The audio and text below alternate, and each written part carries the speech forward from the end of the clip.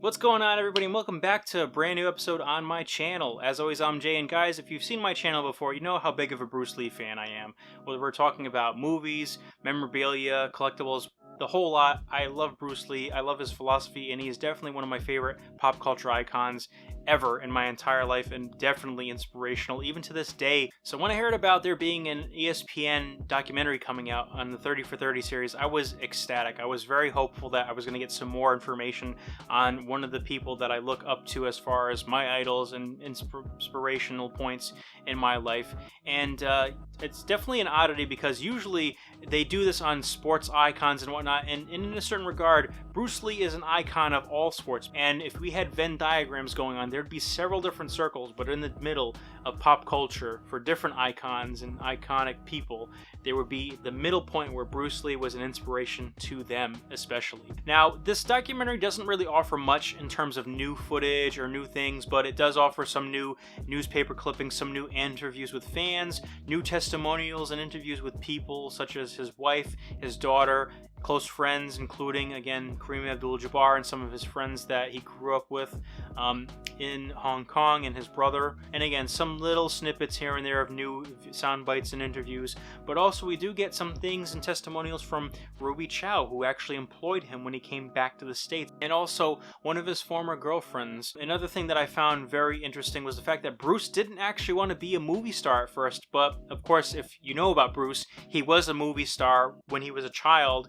Up until he was a teenager, he was a child actor and known famous for that. He was definitely outspoken against the British colonial rule of Hong Kong, which is kind of ironic, especially with what's going on with Hong Kong and China right now. One of the biggest factors of this documentary, personally, was the fact that it took a political spin on the socio-political tensions and kind of the racism that he endured, not only himself but also that Asian men and minorities endured. Coincidentally, it's coming out right now as many people would feel that we are having a hotbed of racial issues and racism and everything going on and resurfacing now. But this documentary at one point takes a turn and really focuses more on the aspect of Asians being treated poorly, whether it was in film, pop culture, being imitated, kind of how they were portrayed and actually played by Caucasian actors disrespectfully wearing yellowface. Now, I don't tend to really get political with any of my videos, and I try to keep my channel very politics free. But that's not to say that these things weren't all true and that there weren't some grave injustices committed. Now, overall, my take on the documentary is that despite it being very paint by numbers on some of the information that is given, it offers some very, very touching moments and testimonials by Bruce himself, through journal entries read by his daughter, through letters read by his daughter, through different things that are kind of shown, and like I said, new sound bites, new interviews and everything. But overall, at a certain point, it almost feels like his documentary gets hijacked by the fact that it's trying to be outweighed in kind of a heavy-handed almost lecture on the injustices that were committed against minorities, especially Asians, as well, in their depiction on screen and how they were treated in life. And I feel like that's the point where the documentary kind of loses its way and goes off on a tangent. Especially, I feel like what I wanted more out of the documentary was something new to Bruce Lee's kind of lifestyle. Unfortunately, I got a retread.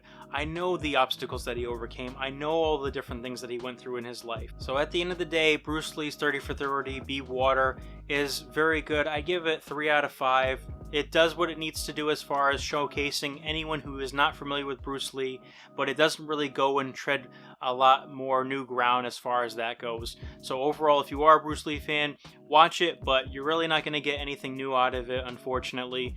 And as far as this, if you're not a Bruce Lee fan or if you're interested in Bruce Lee, this is definitely something to get your feet wet with, no pun intended. Overall, if you're looking to find a better Bruce Lee documentary, I would highly recommend Bruce Lee the Legend, or even How Bruce Lee Changed the World. Those two documentaries I really feel have a lot more upbeat and have a little bit more of an interesting take on Bruce's life and everything like that, and I feel are much better done in terms of being able to kind of really get into Bruce Lee and kind of his entire career and his kind of lease on life and everything like that, without getting too bogged down in the political aspects of it. But anyway, guys, that's all the time that I have for today, so thank you so much for joining me on this video review of Bruce Lee's Be Water 30 for 30 special. If you like this video, like, comment, and subscribe, and let me know what you think in the comments down below. And guys, if you are subscribed, make sure you hit that bell button, that way you never miss a moment of my content.